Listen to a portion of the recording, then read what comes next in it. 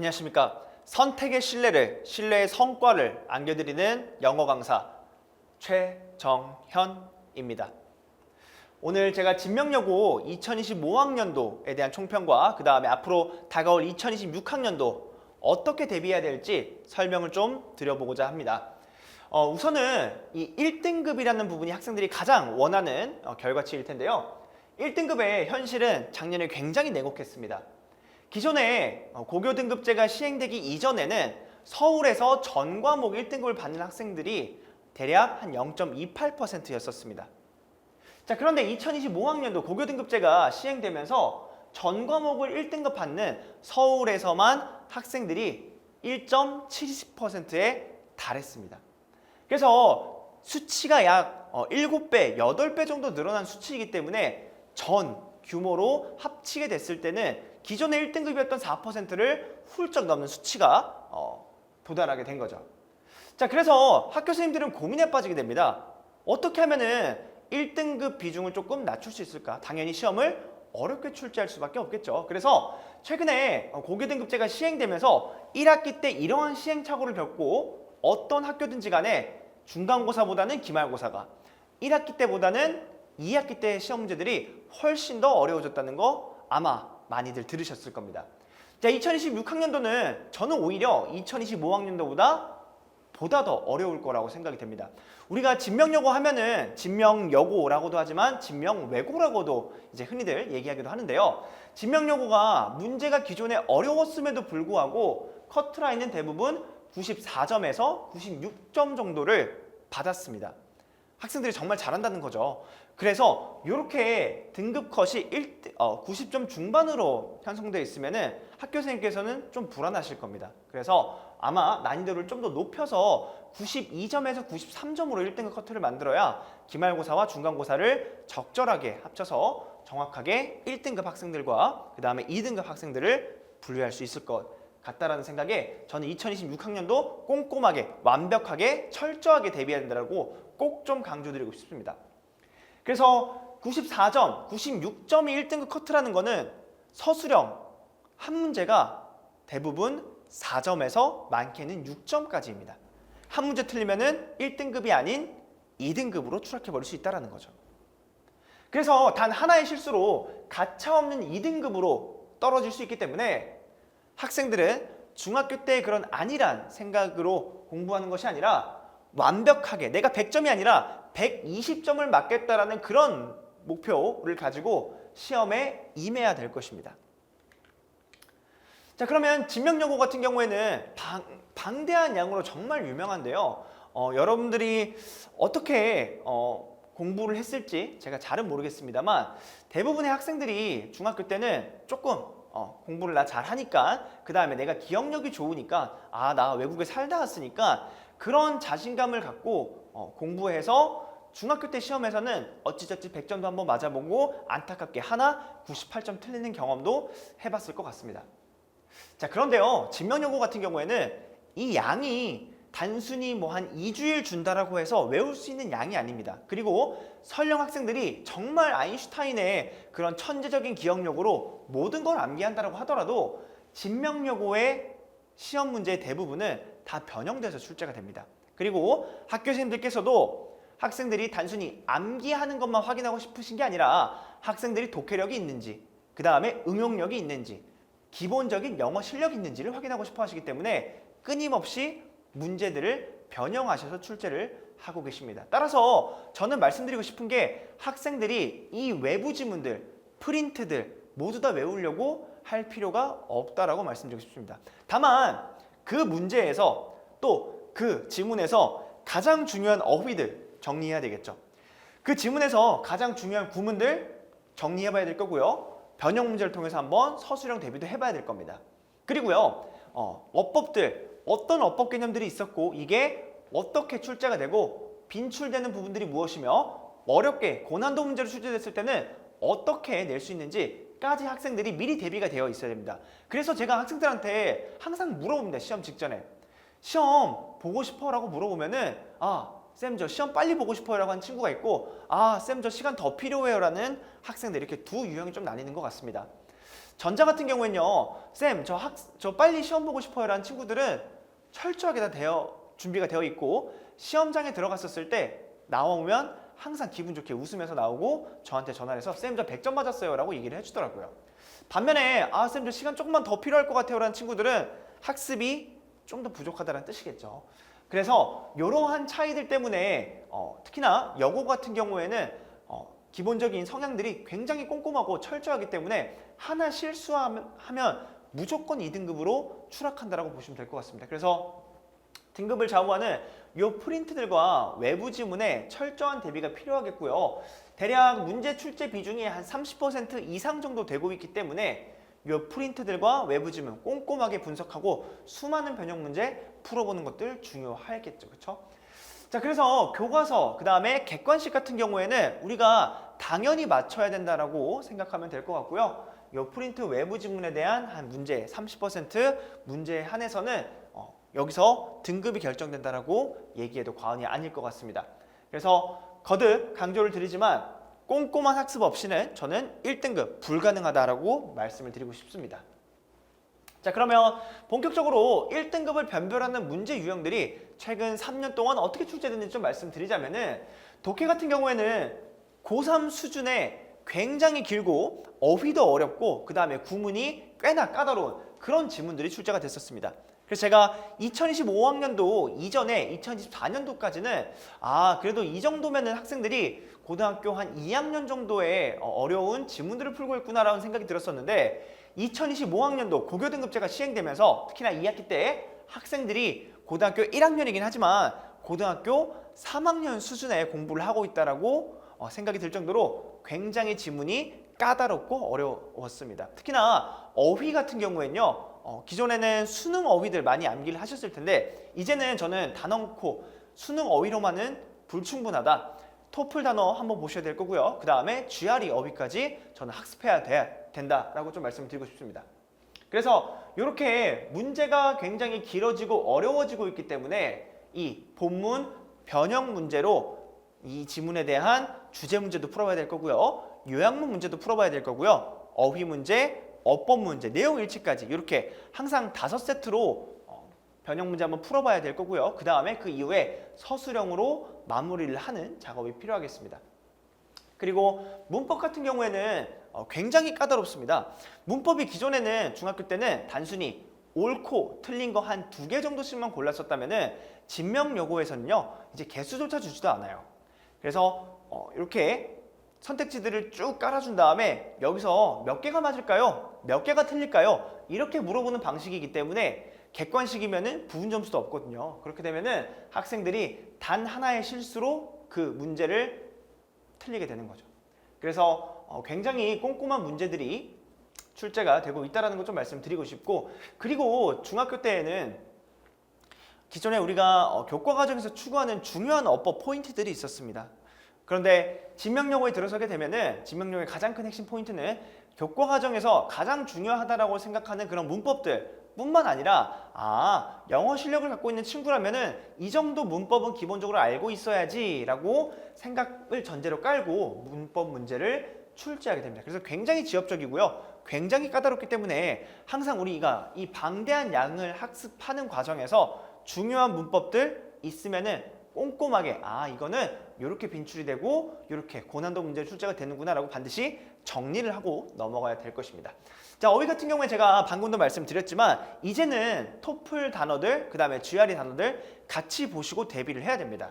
그래서 기존에는 학생들이 충분히 알고 있는 단어들로 어떻게 고등학교 1학년 때 내가 지문만 잘 학습한다면은 지문에 나와 있는 어휘들만 꾸준히 꼼꼼하게 학습을 한다면은 다 될 거라고 생각을 했었는데 이제는 그게 아니라요. 거기서 좀 더 확장해서 좀 더 심화되는 어휘들, 그 다음에 그 어휘의 파생어, 유의어, 다이어들까지 꼭 대비를 해 두셔야 되겠습니다.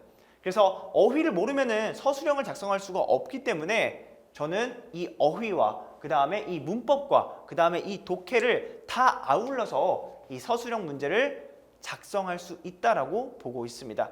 그래서 요 3가지 영역 중에서 단 하나라도 부족하게 되면요, 펜을 쥐고 있음에도 불구하고 글씨 하나 못 쓰고 빈칸으로 써내려가는 경우가 수두룩 하게 됩니다.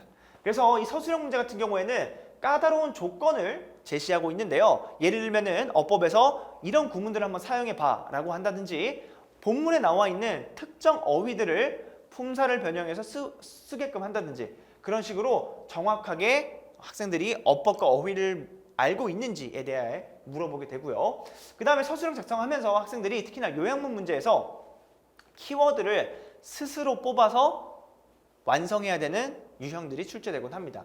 그래서 기존에 뭐 학교에서 아니면 학원에서 학교쌤 그 다음에 학원쌤께서 옆에서 이렇게 주제 정리해 주시고 키워드 정리해 주시는 거 그거 열심히 적는 학생이었다면은 이제는 선생님들께서 작성해 주시기 이전에 내가 스스로 한번 주제 찾아보고 그 다음에 글이 어떻게 연결되고 이 글의 키워드가 무엇인지까지 잡아내는 능력 스스로 키워봐야 할 것입니다. 자, 그래서 이렇게 어려운 문제들인데 1등급 커트라인이 94점에서 96점으로 끊기고 있습니다. 되게 뛰어난 친구들이 매년 진명역으로 입학을 하고 있습니다. 이 중에서 한 35% 되는 친구들은요, 다 중학교 때 전교 1, 2등 또는 10위권 안에 들던 친구들이었습니다. 그래서 다 잘하는 친구들이 모여있기 때문에 모의고사 보게 되면은 너 1등급 아니야?가 오히려 이상할 정도로 50% 절반이 넘는 학생들이 모의고사 1등급을 항상 받고 있습니다. 그리고 이런 뛰어난 학생들 사이에서 딱 10%만 1등급을 받게 되는 거죠. 얼마나 어려울까요? 그래서 저는 여기 나와 있는 이 프린트와 외부 지문을 아무래도 많은 변형 문제들이 시중에 없기 때문에 얼마나 변형 문제를 많이 갖고 있고 그 다음에 그 변형 문제에 대해서 학교의 유형과 그 다음에 학교의 그런 출제 포인트들에 맞게 문제를 분별할 수 있고 그 다음에 학생들한테 제시할 수 있는지 굉장히 중요한 요소라고 생각을 하고 있습니다. 그러니까 실제 문제를 한번 보게 되면요, 여기 보시는 것처럼 이렇게 몇 개가 맞고 몇 개가 틀린지를 고르게끔 되어 있습니다. 그리고 여기 나와 있는 선택지들 하나하나가 굉장히 까다로운 어법 개념들 또는 어휘 개념들을 하나씩 물어보고 있는 거기 때문에 내가 어설프게 공부하고 나 완벽하다라고 자신을 했다면은 이제는 이런 문제들 틀리게 될 수 있는 가능성이 있는 거죠. 자, 그래서 항상 완벽하게 공부를 하셔야 되는 거 꼭 좀 강조드리고 싶고요. 그 다음에 이제는 기존에 한 2024학년도까지만 하더라도 내가 성실하게 내신 준비했다면은 1등급 나올 수 있었습니다. 근데 2025학년도 시험도 어려워졌고요. 시험 범위도 훨씬 더 많아졌습니다. 이 과정에서 기본적인 영어 실력이 없다라고 하면은 1등급 자신하기 어렵습니다. 그래서 학생들이 정규 수업 진행하면서 그 다음에 겨울방학 때, 그 다음에 여름방학 때 정말 영어 실력을 갖춰놓지 않으면요, 이제 1등급 내가 설령 중학교 때 나 전교 1등이었어, 전교 2등이었어 라고 하더라도 그런 친구들이 많이 포집되어 있는 곳이 바로 진명여고이기 때문에 더 이상 안심할 수 없다라는 말씀 좀 드리고 싶습니다. 그래서 충분한 변형 문제로 대비해야 되고요. 단수 남기, 이제는 진명여고에서는 단언컨대 통하지 않을 거다라고 말씀 좀 드리겠습니다. 자, 그래서 이제 우리가 3월달 곧 입학을 하게 되는데요. 입학하게 되면요, 수학하느라 과학하느라 영어할 시간이 많이 줄어듭니다. 그래서 학생들이 기존에 갖고 있었던 영어 실력으로 중간고사 끌어가고요, 기말고사 끌어갑니다. 근데 이렇게 끌어갈 수 있으려면은 겨울방학이 잘 대비되어 있어야 되겠죠. 그래서 학생들이 이 겨울방학을 넘기기 전에 저는 꼭 당부드리고 싶은 것이 하루에 단어는 꼭 80개 이상을 외웠으면 좋겠고요. 그리고 어법 같은 경우에는 학생들이 뭐 2회독을 한 친구가 있고 뭐 1회독을 한 친구가 있고 아니면 많게는 3회독을 한 친구가 있겠지만 저는 다시 한번 가장 기본서부터 본인이 선생님이다 라고 생각을 하고 그 어법 개념들을 수학처럼 스스로 한번 정리할 수 있고 설명할 수 있는 그런 능력까지 배양해야 된다고 좀 말씀드리고 싶습니다. 그래서 저는 학생들한테 항상 얘기하는 게 저희 겨울방학도 지금 수업 진행하면서 이번에 너네가 겨울방학 때 공부하는 그 영어로 1년 너네 농사 짓는 거야 라고 항상 얘기합니다. 왜냐면 저는 영어 강사임에도 불구하고 항상 학생들한테 너 수학 열심히 해야 돼, 과학 열심히 해야 돼, 너 수학 과학 시간 더 비중 늘려야 돼 라고 항상 얘기를 하고 있거든요. 자, 그래서 어법과 어휘는 아무리 강조해도 지나치지 않는 것 같습니다. 이런 식으로 영영풀이들을 주게 됐을 때 이 영영풀이에 대해서 학교 프린트에서 그대로 나오는 것도 있지만 꽤나 많은 단어들이 변형돼서 학생들이 맞추기 어렵게끔 그런 문제들로 출제가 되고 있기 때문인 거죠. 그리고 단순히 내가 이 모든 어휘, 영영풀이들을 다 암기할 수는 없겠죠. 그거 다 합치면 50개에서 많게는 100개까지 되거든요. 그러면 이런 것들을 다 암기할 수 없기 때문에 학생들이 기본적으로 이 품사에서는 어떻게 영영풀이를 하는지, 이 동사에서는 어떻게 영영풀이를 하는지 이런 부분들도 미리 대비해야 될 거고요. 그 다음에 각각의 어휘에 맞는 추가적인 단어들도 학습해야 될 필요가 있겠습니다. 자, 그러면 2025학년도 문제 어려웠습니다. 학생들 그럼에도 불구하고 잘 봤었고요. 그러면 앞으로 우리가 2026학년도에는 어떻게 하면은 대비해야 될지를 좀 말씀을 드리고 싶습니다. 저는 가장 먼저 말씀드리고 싶은 게 학원에서 적중을 했다라고 얘기를 하는데 적중 물론 중요합니다. 하지만 그거는 운적인 요소입니다. 어느 누구도 어떤 강사도 이거를 정확하게 나올 거다라고 알고 출제하는 거는 불가능하겠죠. 그러면 이렇게 적중에 따라서 내가 일희일비 하기보다는 내 스스로 실력을 갖추고 어떤 문제가 나오더라도 나는 맞서 싸울 수 있게끔 대비하는 기본적인 체력과 기본적인 실력이 중요할 것입니다. 그래서 학생들은 우선은 유형별 풀이를 해보는 게 되게 중요할 것 같습니다. 만약에 1등급 학생이라고 한다면요, 내가 어떻게 하면은 이 모의고사 유형들에 대해서 시간을 좀 단축시킬 수 있는지, 어떤 지문이 나오더라도 나는 이렇게 풀 거야 라는 그런 일관성 있는 풀이 방법이 필요할 거고요. 만약에 2등급 또는 3등급 친구들이라고 한다면은 학생들이 입학하기 이전에 반드시 이 유형들을 어떻게 접근해야 되는지 그 접근법을 꼭 좀 챙겨 두셨으면 좋겠습니다. 그래서 예전에는 진명여고 같은 경우에는 문제수에 대비해서 그래도 시험 시간이 어떻게 저렇게 OMR까지 마킹할 수 있는 시간이 주어졌다라고 하면은 이제는 학생들이 시험도 좀 더 어려워지고 문장도 길어지고 그 다음에 시간도 촉박하다고 느끼기 때문에 꽤나 한두 문제를 못 쓰는 친구들도 있다라고 하더라고요. 그래서 똑같은 유형을 풀더라도 어떻게 하면은 시간을 좀 단축시킬 수 있을지, 어떻게 하면 효과적이고 효율적으로 풀 수 있는지 끊임없이 연구할 필요가 있겠습니다. 자, 그리고 꼼꼼한 어법 너무나 중요할 것 같습니다. 아까도 말씀드렸던 것처럼 학생들이 이 어법 개념을 수학처럼 스스로 설명할 수 있을 정도로 완벽하게 대비를 해야 되겠고요. 단순히 어법뿐만 아니라 시험에서 빈출되는, 그리고 진명여고에서 빈출되는 그런 구문들, 그런 어법들을 한번 총정리해서 단권화시킬 필요가 있겠습니다. 자, 그래서 기출문제들을 통해서 어떤 부분들이 최근 3년 동안 그리고 최근 5년 동안 출제됐는지, 그 다음에 이 목동 지역에서 어떤 부분들이 빈출되고 있고 어떤 구문들을 좋아하시는지 그런 부분들 꼼꼼하게 학습할 필요가 있겠습니다. 자, 그리고 우리가 지문을 분석을 할 때 당연히 어휘력이 기본적으로 갖춰져야 있어야 될 텐데요. 이 어휘력은 어느 한순간에 시험 직전에 생기는 게 아니라 기초 체력입니다. 그래서 꼭 학생들이 시간이 너무나 부족하다고 한다면 하루에 60개씩은 저는 최소 권장드리고 있습니다. 그래서 이렇게 철저하게 대비함으로써 서술형 맞을 수 있고요. 그 서술형 맞아서 1등급 거머쥘 수 있게 될 것입니다. 자, 이렇게 제가 2026학년도 어떻게 대비해야 될지까지도 말씀드렸었고 2025학년도 이러한 역사적인 배경이 있었다라는 것도 설명을 드렸습니다. 앞으로 단 한 달 또는 2달 뒤면은 학생들이 시험을 치게 됩니다. 제일 가깝게는요, 모의고사를 보게 되고요. 또 조금 길게는 중간고사를 보게 됩니다.